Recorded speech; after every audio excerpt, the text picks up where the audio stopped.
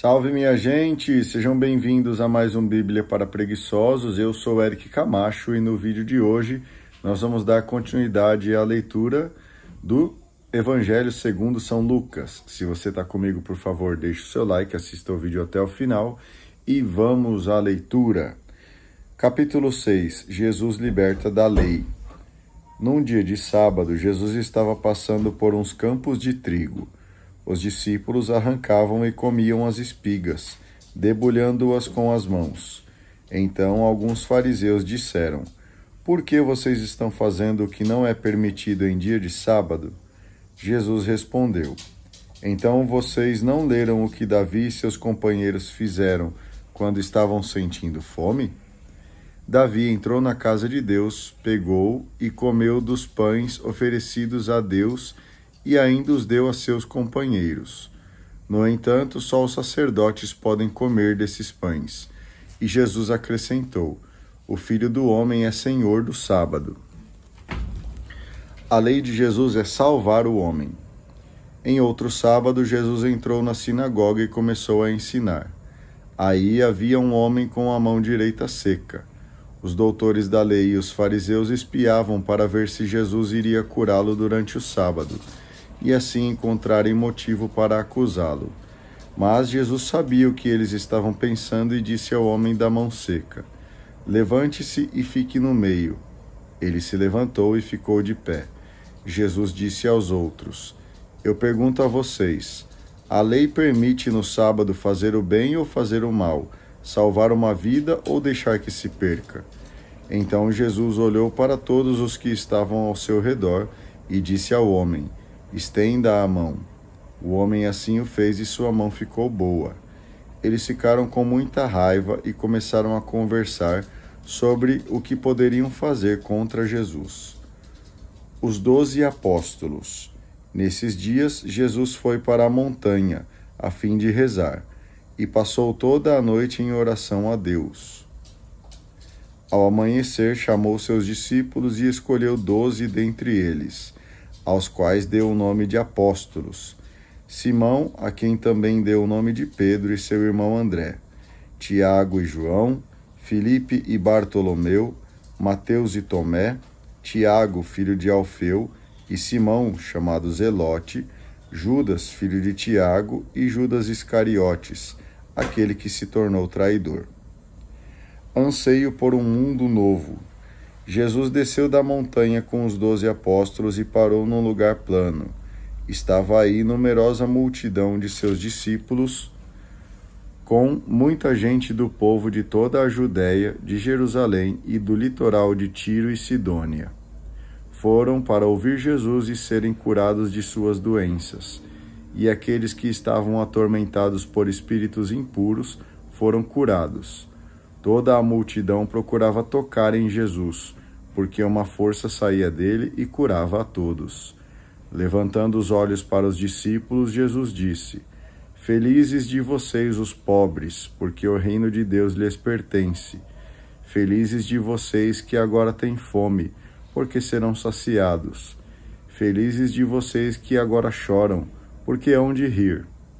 Felizes de vocês se os homens os odeiam, se os expulsam, os insultam e amaldiçoam o nome de vocês por causa do Filho do Homem. Alegrem-se nesse dia, pulem de alegria, pois será grande a recompensa de vocês no céu, porque era assim que os antepassados deles tratavam os profetas. Mas ai de vocês, os ricos, porque já têm a sua consolação. Ai de vocês que agora têm fartura, porque vão passar fome. Ai de vocês que agora riem, porque vão ficar aflitos e irão chorar. Ai de vocês se todos os elogiam, porque era assim que os antepassados deles tratavam os falsos profetas." A gratuidade nas relações. Mas eu digo a vocês que me escutam: amem os seus inimigos e façam bem aos que odeiam vocês. Desejem o bem aos que os amaldiçoam e rezem por aqueles que caluniam vocês. Se alguém lhe dá um tapa numa face, ofereça também a outra. Se alguém lhe toma um manto, deixe que ele leve também a túnica. Dê a quem lhe pede, e se alguém tira o que é de você, não peça que devolva. O que vocês desejam que os outros lhe façam, também vocês devem fazer a eles. Se vocês amam somente aqueles que os amam, que gratuidade é essa? Até mesmo os pecadores amam aqueles que os amam. Se vocês fazem o bem somente aos que lhes fazem o bem, que gratuidade é essa? Até mesmo os pecadores fazem assim. E se vocês emprestam somente para aqueles de quem esperam receber, que gratuidade é essa? Até mesmo os pecadores emprestam aos pecadores, para receber de volta a mesma quantia. Ao contrário, amem os inimigos, façam o bem e emprestem, sem esperar coisa alguma em troca. Então a recompensa de vocês será grande, e vocês serão filhos do Altíssimo, porque Deus é bondoso também para com os ingratos e maus. Sejam misericordiosos, como também o Pai de vocês é misericordioso. Só Deus pode julgar. Não julguem e vocês não serão julgados. Não condenem e não serão condenados. Perdoem e serão perdoados. Deem e será dado a vocês. Colocarão nos braços de vocês uma boa medida, calcada, sacudida, transbordante, porque a mesma medida que vocês usarem para os outros será usada para vocês. Jesus contou uma parábola aos discípulos. Pode um cego guiar outro cego? Não cairão os dois num buraco? Nenhum discípulo é maior do que o mestre, e todo discípulo bem formado será como seu mestre. Por que você fica olhando o cisco no olho do seu irmão e não presta atenção na trave que há no seu próprio olho? Como é que você pode dizer ao seu irmão: irmão, deixe-me tirar o cisco do seu olho, quando você não vê a trave no seu próprio olho?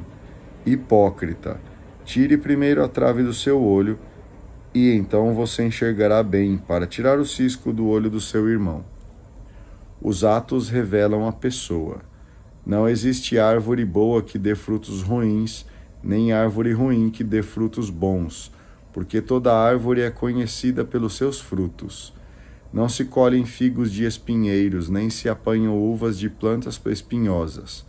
O homem bom tira coisas boas do bom tesouro do seu coração, mas o homem mau tira do seu mal coisas más, porque a boca fala daquilo de que o coração está cheio. Passar para a ação. Por que vocês me chamam Senhor, Senhor, e não fazem o que eu digo?